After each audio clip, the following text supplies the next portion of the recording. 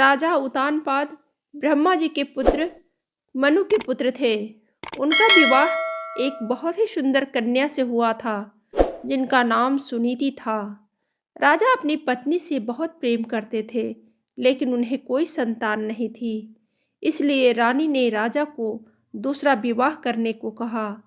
राजा अपनी पत्नी से बहुत प्रेम करते थे, इसलिए उन्होंने मना कर दिया और कहा कि दूसरी पत्नी के आने से तुम्हारा स्थान कम हो जाएगा।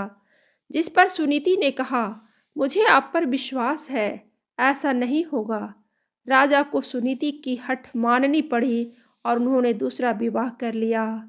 उनकी दूसरी पत्नी का नाम सुरुचि था। विवाह के बाद जब सुरुचि महल आई, तब उसे राजा की पहली पत्नी के बारे में पता चला।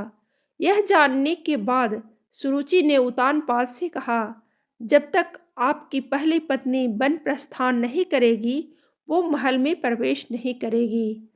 यह सुनकर सुनीति स्वयं ही राजमहल त्याग कर वन में रहने चली गई।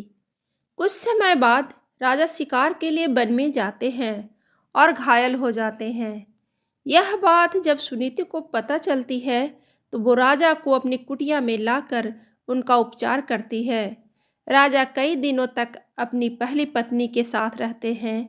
उस दौरान सुनीति गर्भवती हो जाती है और उन्हें पुत्र रत्न की प्राप्ति होती है, जिसका नाम ध्रुव रखा जाता है, जिसके बारे में राजा को ज्ञात नहीं रहता। कुछ समय बाद राजा उत्तानपाद को ध्रुव के बारे में पता चलता है। वो रानी सुनीति को महल में आने का आग्रह करते हैं, लेकिन वो नहीं आती। ध्रुव को कभी कभी महल भेज दिया करती थी। यह सब देख रानी सुरुचि को ध्रुव से घृणा होने लगती है। एक दिन ध्रुव अपने पिता उत्तानपाद की गोद में बैठता है। यह देख रानी सुरुचि को क्रोध आ जाता है और वो उसे धक्का देकर अपशब्द कहती है और उसे छोड़ी हुई स्त्री का पुत्र कहकर अपमानित करती है। नन्हा ध्रुव कुटिया में आकर माँ को पूरा घटनाक्रम सुनाता है। तब माता सुनीति उसे समझाती है, बेटा, अगर कोई बुरा कहे तो उसके बदले में उसे बुरा मत कहो, इससे वो तुम्हें ही हानि होगी। अगर तुम अपने पिता की गोद में ससम्मान बैठना चाहते हो तो भगवान विष्णु की उपासना करो, वो जगत पिता हैं। अगर बैठना है तो उनकी गोद में बैठो। बालक ध्रुव के मन में यह बात बैठ जाती है और वह यही भाव लिए जमुना तट पर नहाने जाता है। वहाँ उसकी मनोदशा जानकर नारद मुनि आते हैं और वो ध्रुव को भगवान की भक्ति की विधि बताते हैं, जिसे जानने के बाद ध्रुव कठोर तपस्या में लीन हो जाता है। कई महीनों तक खड़े होकर तपस्या करता है।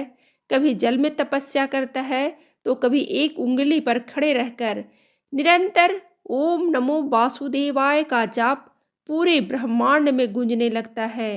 नन्हे से बालक की इस घोर तपस्या को देखकर भगवान उसे दर्शन देते हैं। बालक ध्रुव भाव विभोर हो उठता है और कहता है, मुझे माता पिता की गोद में बैठने नहीं देती।